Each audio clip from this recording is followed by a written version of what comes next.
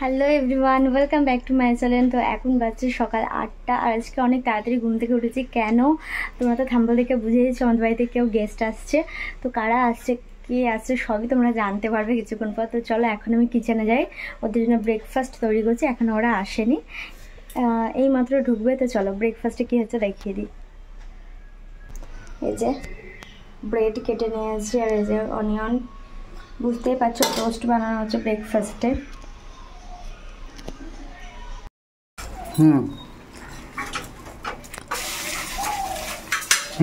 ऐसे भोले बन कर रहे बैठे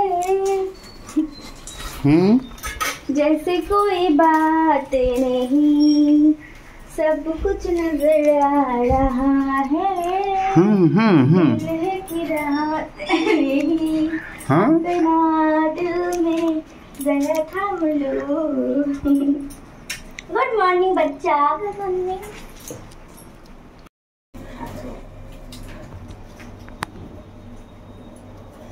मटन काका बेबी देखो नहीं आज में। हाँ मटन काका बेबी क्या ना मटन काका ये वाले सामने আসবে। তো ফাইনালি কমপ্লিট করে ফেলেছি, এখন চাটা করে দেবো, ওরা এইমাত্র চলে আসবে। তো চলো এখন চাটা বানাই। যাস আমার সময়। এই দেখো আমাদের বাড়িতে এসেছে পুচকুটন। ওই জ্যাঠাই, ও জ্যাঠাই, এই দেখো এই দেখো এই দেখো ফোন পাগলা, এই দেখো এই দেখো ঢুকে গেছে ফোনে। দেখছো আমার কচুটা, এই কচু আজ তো তোর ভালোই হবে। আজ তোর কাকিমারা থাকলে। হ্যাঁ দেখো দাদার মন খারাপ, দাদাকে একটু আদর করে দাও। কি মন খারাপ দাদার, মাথা একটু সাট করে দাও। কোথায় লেগেছে জিজ্ঞেস করো। ওই ও পায়ে লেগেছে ওখানে,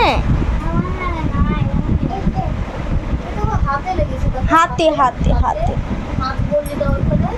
আসলে পায়ের এখানে এই যে কালো কালো আছে তাই বলছে পায়ে লেগেছে। এই দেখো এখানে লেগেছে, এখানে যাও। হ্যাঁ যাবো, একটু আদর করে দাও।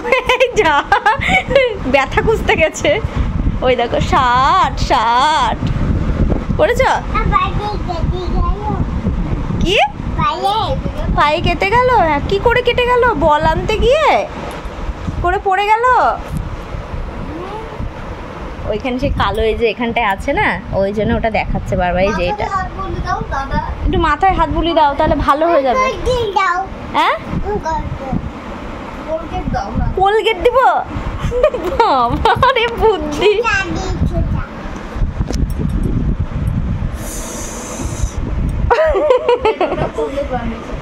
কোলগেট এটা হ্যাঁ দিয়ে দাও, আরাম পাচ্ছ?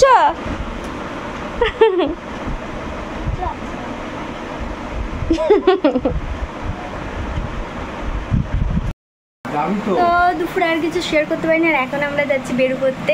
আর আজকে আবারও এই ড্রেসটাই পরলাম। চলো সবাইকে দেখাচ্ছি। হ্যাঁ সবাই কোথায় আছে না আছে চলো। তো এই যে সবাই, কিট্টু কিট্টু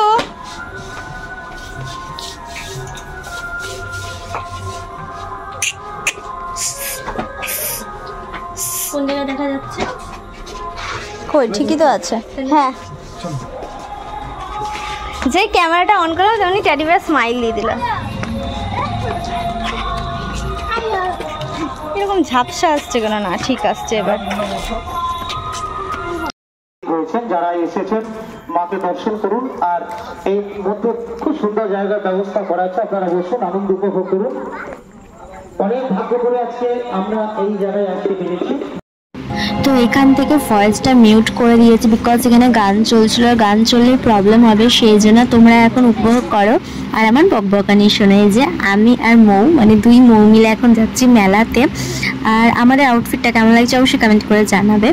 আর আগে আগে যাচ্ছিল প্রিন্স আর প্রিন্সের ভাই, ওরা দুজন হাত ধরে যাচ্ছিল। প্রিন্স বলছিল যে আমি ভাইয়ের হাত ধরে যাব, তোমরা হাত ধরো না।